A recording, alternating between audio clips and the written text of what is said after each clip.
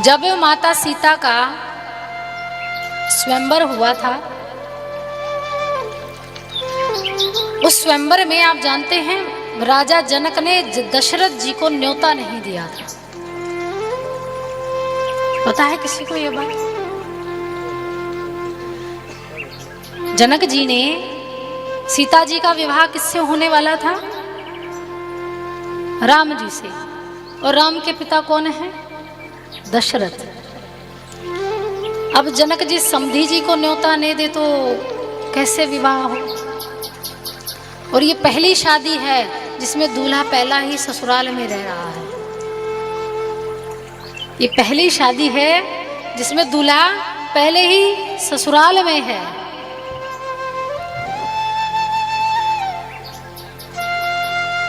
भगवान श्री राम और लक्ष्मण पहले ही ससुराल के बड़े आनंद से आवभगत करवा रहे हैं।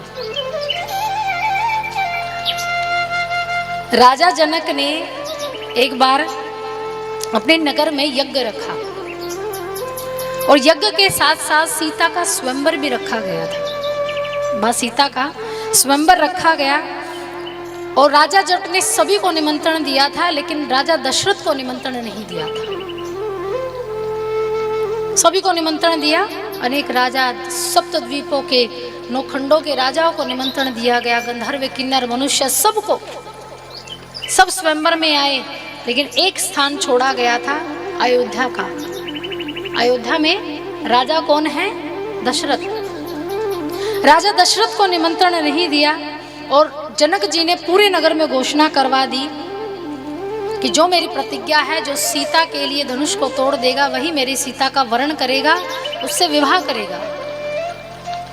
जिसने सुना वो आए, जिसने नहीं सुना वो नहीं आए। अक्सर क्या होता है जब विवाह गांव में ये होता है ना कि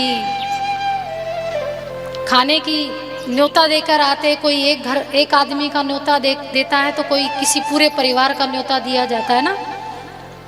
हाँ हाँ वही बोलते हैं। वो पहले ही बार वाला बोल देता है कि या तो एक आदमी आएगा या पूरा परिवार आएगा, है ना, ऐसे ही होता है। लेकिन शहरों में क्या होता है, एक कार्ड दे दिया जाता है और उस पर लिख दिया जाता है सह परिवार। अब कार्ड किसको दिया जाएगा? जो घर का मुखिया होगा उसी को दिया जाता है। अब देने वाले को ये थोड़ी ना पता है कि इसके घर में 20 मेंबर है, 50 मेंबर है, तो पकड़ पकड़ कर सबको ये तो नहीं कहा जाता कि तू भी शादी में आना, तू भी आना, तू भी आना, तू भी आना, ऐसे तो नहीं कहते। बस एक कार्ड पकड़ा दिया और सब विवाह में सम्मिलित हो जाते हैं, यही समझा जाता है। पूरे नगर में, अयोध्या में राजा दशरथ के महल को छोड़कर पूरी नगरी में घोषणा करवा दी राजा जनक ने कि सीता का स्वयंवर है, यज्ञ है, जरूर आइएगा। राजा का महल छोड़ दिया गया, राजा दशरथ के महल को निमंत्रण नहीं दिया, लेकिन राजा दशरथ को उनकी रानियों को निमंत्रण नहीं दिया, ना सेवकों को निमंत्रण दिया, किसी को निमंत्रण नहीं दिया गया।